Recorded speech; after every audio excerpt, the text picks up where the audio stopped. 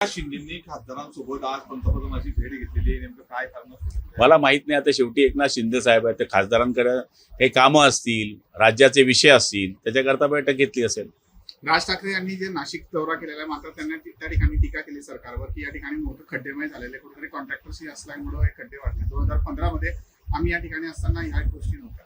हे बघा, आपल्याला सगळ्यांना माहिती आहे की त्या ठिकाणी कुंभमेळा आहे, 32,000 कोटीचा प्लॅन आहे. त्यामुळे सगळ्या रस्त्यांचे नवीन रस्ते तयार व्हावे याच्याकरता रस्ते खोदलेले आहेत.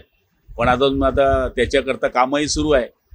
त्यामुळे मला तरी असं वाटतं नाराजी असणं साहजिक आहे. लोकांना त्रास होत असेल तर नाराजी केलेली आहे. पण त्यांना आमची विनंती आहे की काही दिवसामध्ये नाशिक शहर उर्वरित जसं आहे तसं सरकार करण्याचा प्रयत्न करेल. हो, या ठिकाणी स्मिताताईंनी गडकरी साहेबांची भेट घेतली आहे.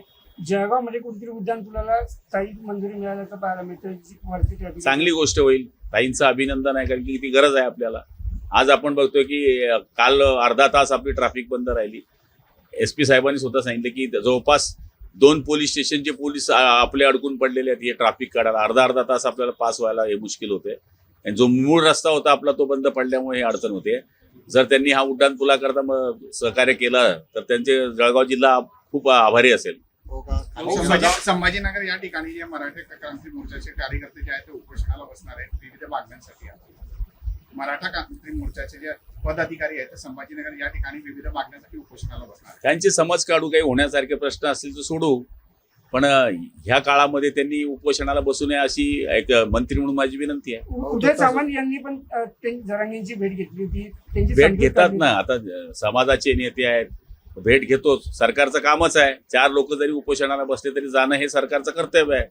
जरांगे तर मोठे नेते आहेत, त्यांना भेटणं काय चुकीचं नाही आहे. एकनाथ शिंदे साहेब ते सदावर्तेंचं असं म्हणणं आहे की एकनाथ शिंदेच जरांगे पाटलांना पाठीशी घालताय, त्याच्यामुळे ते जे काही ते वक्तव्य करतायत. सदावर्ते कोणाचे वकील आहे तुम्हाला माहित आहे?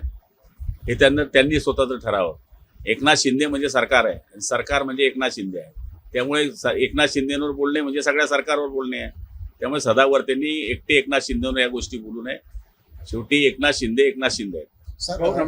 रमेश मात्रे जे आहे मुंबईचे, त्यांना आज कोर्टाची तारीख आहे आणि त्यांना तडीपारी होण्याची शक्यता आहे. कुणाला? रमेश मात्रे जे आपल्या पक्षाचे नगरसेवक मुंबईमध्ये महिला. मला माहिती.